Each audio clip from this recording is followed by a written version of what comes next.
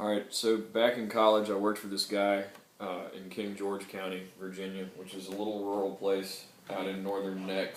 It's kind of God's armpit, I guess. Anyway, my brother and I worked for this guy doing like random odd jobs. We'd rake leaves, we'd paint, we would, I don't know, work on cars every once in a while. We did all kinds of random crap, and this one day, my brother and I were both out there. We got there about 9 o'clock in the morning. It was a Saturday, so we were both ridiculously hungover. And Mr. Barnaby was the guy's name. So Mr. Barnaby divides up tasks for the day. And Mr. Barnaby and I were sorting bolts in a garage. I'm not kidding. He was emptying old coffee cans full of assorted nuts and bolts onto the floor.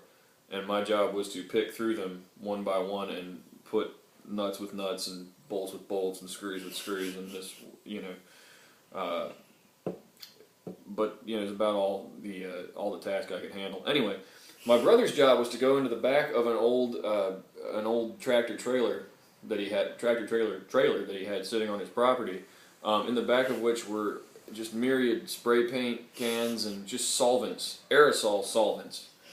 And Mr. Barnaby, okay, Dan, I need you to go back into the back of the trailer and pick up every aerosol can I've got back there and just give it a squirt. And if it sprays, cool, put it back on the shelf and we'll use it for whatever. If it doesn't spray, throw it in a box, and then when you're done, throw it in the trash. And then we're gonna burn the wood pile. Dan goes, okay, and he stumbles back into the back of the trailer, and I go to about sorting bolts, and about 45 minutes goes by, and I'm kind of done with my task, and Mr. Barnaby's done with whatever he's doing, and so we both kind of went outside, and Barnaby goes, "Where's your brother at?"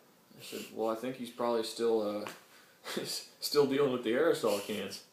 And I don't know, Barnaby grumbled something about my brother being useless, which was not rare, and we walked back into the garage. And I went outside to take a leak a little while later, and I kind of saw my brother bumbling over towards the fire pile with this box, big old box, and he kind of bumbles back up to the barn, and he's high as a kite, because he's been in the back of an enclosed trailer for 45 minutes, just spraying aerosol cans to see if they work. So, probably 75% of these aerosol cans worked. So there's just aerosol shit, propellant all in this thing. I mean, his eyes looked like dinner plates. They were huge, and he could barely speak. So we had, Mr. Barnaby and I had a good laugh about that, and then, we went to lunch or whatever and forgot about it.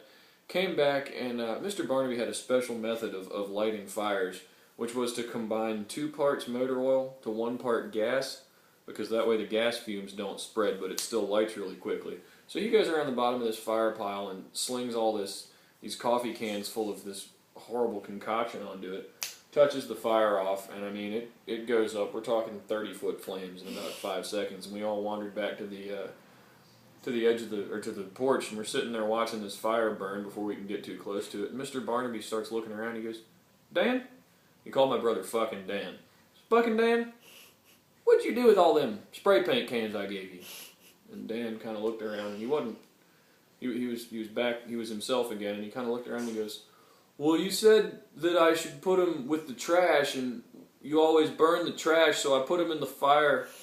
And he realized what he was saying, and we all kind of looked at each other, and right at that moment, we hear the single biggest explosion I've ever heard in my life, and an aerosol can went rocketing out of the fire. I mean, it tailing like a big plume of fire coming out of the back of it, spinning off into woods. And I mean, it's probably November and it hasn't rained in weeks, and there's just, a blanket of dry leaves on the ground, and this friggin' aerosol can's rocketing off.